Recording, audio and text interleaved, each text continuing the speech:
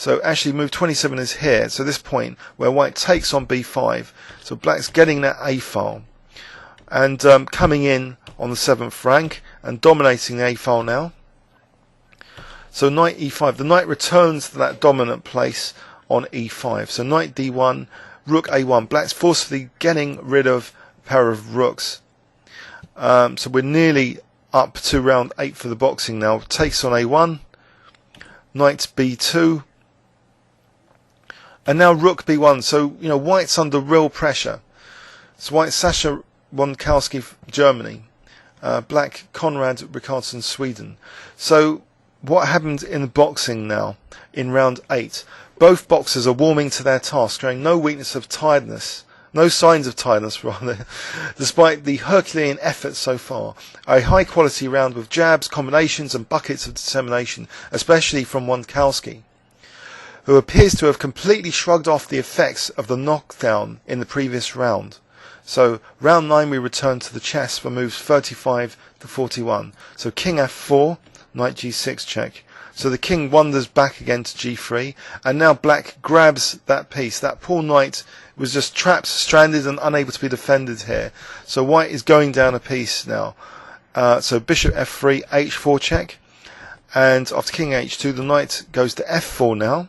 So white's a piece down, and black plays a nice tactic now. Knight takes d3, exploiting that pin on the c2 pawn because of the rook. So rook g2, white did best to avoid it, to try and hold it on as much as possible. And now knight e1 though. So forking the rook and the c2 pawn.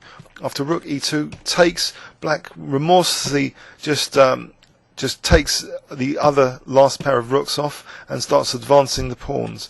Queens the pawn, and now queen g1 secures the mating net. Basically, I think I've gone past a round again. Sorry, I was so engrossed in the game there. Round 10 started at move 41, and basically Wandkowsky knows he has to win by a knockout as his position on the chessboard is hopeless. Unfortunately for him, he's up against a superbly conditioned opponent with boxing still to burn. Rikardson absorbs punishment and hands it right back. It's a ding-dong battle, and when bell goes for the end of the round, both men look virtually spent physically, but crucially, Rikardson is still alert and ready to move in for the kill. So round 11, the final round, move 42 to 49. So in this final round, black's secured the mating net, and after g6, black just played f6, securing g5, so avoiding the black king able to escape now. And after c6, now just delivers the mate with queen h2. So it was an interesting mix of chess and boxing. So round 1 was moves 1 to 8. Let's have a look in review and summary. So 1 to 8, this was the situation. If we include the 8th moves, so bishop b4. So black, who was Rikardson, was doing very well here already. And in round 2 of the boxing, it was pretty even. So Rikardson slightly ahead, perhaps, because he landed more punches.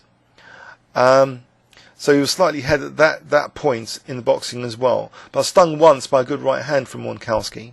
So in round 3, was moves 9 to 14. So bishop d2 up to here. So knight a4, the bishops came off, and then knight f8. And it seems as though black really knows what he's doing positionally. Round 4 in the boxing, Wandkowsky playing white, he really goes for it, attempting to put pressure on Rikardson with flurry combinations and rough clinches. So Rikardson defends well, he's light on his feet and has a lightning left jab. So round 5 will be back to the chess. So the f file seemed a bit futile for white, especially after the exchange of queens and black grabbing that key e5 square for the knight. So we go up to move 26 here. So in round 5. And we see also the a file being used for black as the inroad into white's position. So move 26, rook ac8. But it's here at this point, before the boxing, move 26. So perhaps sensing his position on the board and not getting any strong, Wandkowsky again attempts to impose himself. So the player with white, in the boxing. He throws several powerful straight right punches. Rikardson doing well to ride. Then high drama. Wandkowsky throws a left hook. Rikardson sidesteps, then lands a crashing right hook of his own, which sends Wandkowsky to the canvas. The German is made of strong stuff, however. He takes a standing 8 count and returns to the fray seemingly more determined than ever and sees out the round, still coming forward and throwing hard. So basically White was lucky not to be knocked out in the boxing there, because but he's returning to the board, and he's in trouble here on the A file. After A takes B, it just helps Black really, because Black has the extra pressure and the ability to use the A8 square to pivot his rooks down on the A file to attack that poor knight on B2. So after this, White, did initially defend with Rook B1, but when Black forcefully, exchanged off the rooks, then the second phase of attacking the knight was more dangerous. Here, though, Rook F1 would have been better than what was played. The knight coming to B2 was a bit of a disaster. So we go up to move 34 here with Rook B1, and the knight's like stranded. So imagine you have to go back to the boxing. Both boxers are warming to their task, showing no signs of tiredness, despite their Herculean efforts so far. High quality round with jabs, combinations, buckets of determination, especially from Wandkowsky, who appears to have completely shrugged off the effects of the knockdown in the previous round. So Wandkowsky White, he was okay in the boxing round here. Then we were back to the chess. So Wandkowski's position looking ever more hopeless, under time pressure as well.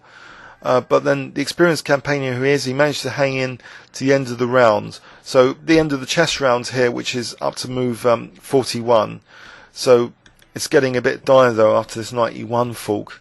So then in the round 10 of the boxing, Wandkowsky knows he has to win by a knockout as the position on the chessboard is hopeless.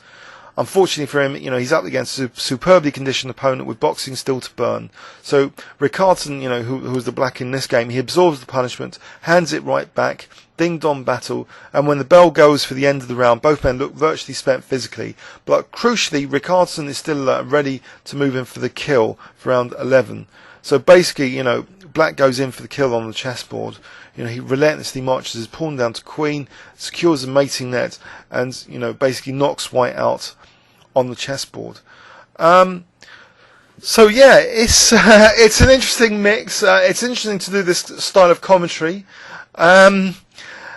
Excuse my uncomfort level at the start, and I hope the summary made up for that to some extent to add more meaning to it. This overlay of boxing and then chess and then boxing and then chess.